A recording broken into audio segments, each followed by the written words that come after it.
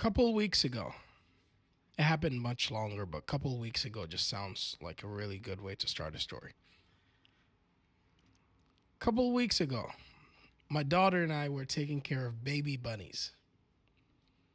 Before we took care of these bunnies, I went on YouTube and I learned everything I could learn about taking care of baby bunnies. My daughter at the time was 3 years old, had the energy of a normal 3 year old, which is a lot of energy. YouTube videos and all the experts told me this. When you're taking care of baby bunnies, you got to go slow. They get scared easily. They're prey. Anything can eat baby bunnies. And that's what I did. I did exactly what I saw on YouTube. I went slow. I was careful. I handled them gently. And all the bunnies were freaking out. They were all freaking out. My daughter, on the other hand, she did everything wrong. She came, she ran towards them, she grabbed the babies. She was being a toddler, a 3 year old, right? But this is the surprising part. The baby bunnies reacted very well to her. They were calm in her arms. They were really chill. I was over there like, dude, why are you so calm with her? She's doing what the expert said not to do. It wasn't until a few days later that I realized the reason why the babies were calm with her and not so calm with me. I did my whole research about how to handle them. However, I've never handled them. So even though I did my research, I went in there expecting to fail. Her 3 year old self did zero research. However, she went in there expecting to win. I don't want to use the word win. She just went there expecting, hey, they're baby bunnies. I'm going to give them love and they're going to give me back love. She went there expecting the exact outcome she got, which was as positive as it could have been. And I went in there and got the exact outcome that I thought about, which was nervous. They're going to be jumpy. They're going to run away. They're going to get scared. And guess what? They did all that. The lesson here is this. How many times do you go on your daily life expecting the outcome that you don't want? And then you end up getting it, and then you're like, oh man, this always happens. It always happens because you always expect it. I'll give you another example. Did you know high-paying jobs have more applicants and more competition? Oh, sorry, no. It's the opposite. Even though you would think it's the other one, it's actually the opposite. Did you know the low-paying jobs have more applicants and more competition than high-paying jobs? This means that the job that's paying someone $300,000 a year has less people going after it than the job that's paying someone $30,000 a year.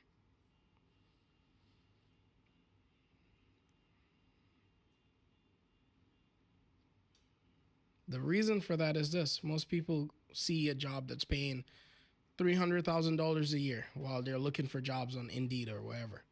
And then they don't even go for it. They're like, I'm not going to get it. And guess what?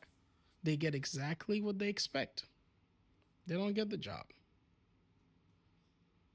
Very few. They go, okay, 300,000. I'm going to apply to that. Because there's so few of them, they most likely get it. They don't have too many people to fight over. However, the $30,000 a year job, everybody's like, oh, okay, that's attainable. And then they fight over it. You do one wrong thing, you got fired from a job that's not even paying you enough to start with. Expectations. That's the only difference between the person that got the $300,000 a year job and the $30,000 a year job. One expected to get 300,000, the other expected I could get that $30,000 a year job. They were both right. They both ended up getting what they expected. I'll give you one more example.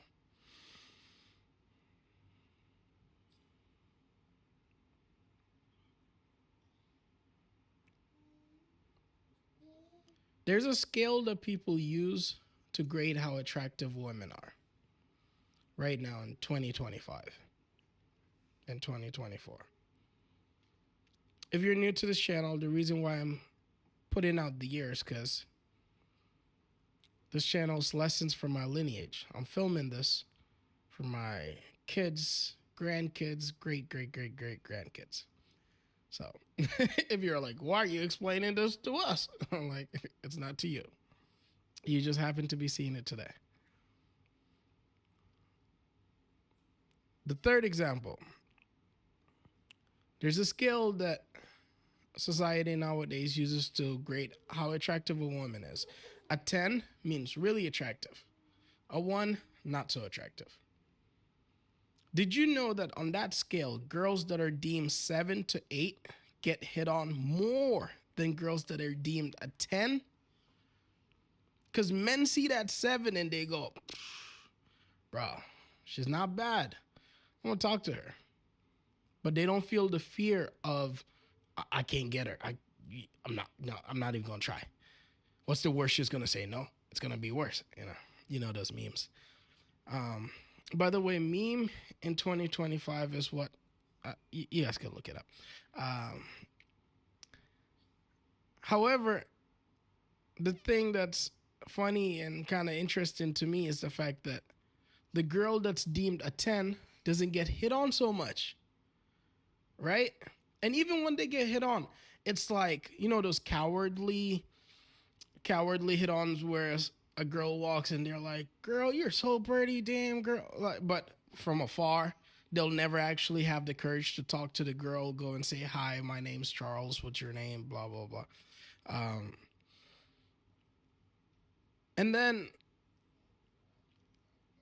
when men see another man that's not as attractive with that 10, they go, how'd you get that 10? Because they look at their resume, all they've been with is 7s. You know, he might have gotten it because he's more interesting than you. He's not boring, all that good stuff. He's charming, all that good stuff. Carries himself in a great manner. However, when you think about it, just numbers wise, it's easier to get something if there's not as many people fighting over it. Again, what's the difference between the guy that's not so good looking with the 10 and the guy that could be really handsome that's with the 7? Expectations. One saw the 7 and was like, oh, she's not bad. I'm going to go talk to her. And that same person saw the 10 and went, nah, I don't want to get rejected in front of everyone. I'm not going to talk to her. She's so beautiful. I'm not even going to try. Whatever. If she likes me, she likes me. I'm not going to talk to her. And then the less attractive guy sees that 10 and goes, dude, I'm not that attractive, but if I marry her, bruh.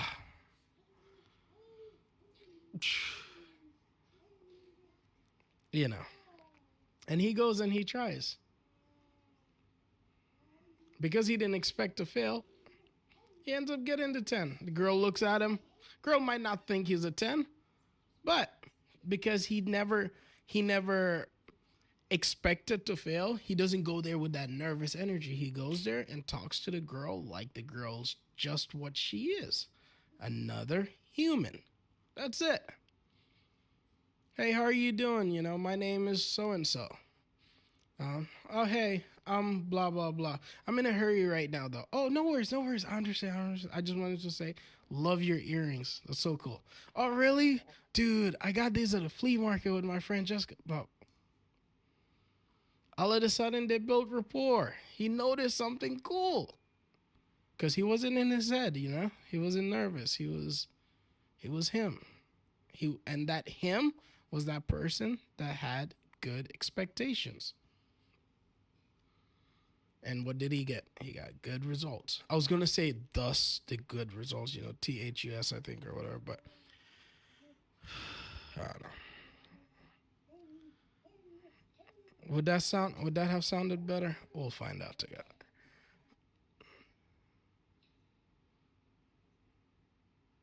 The commonality between all three stories is this. Your expectations,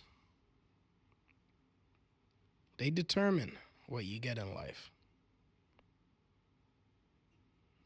By the way, where you are right now in life has all been determined by your past expectations. That's it.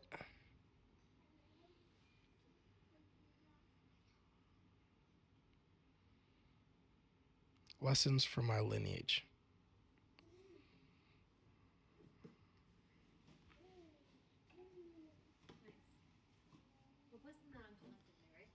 No, no, I was gonna post it on my.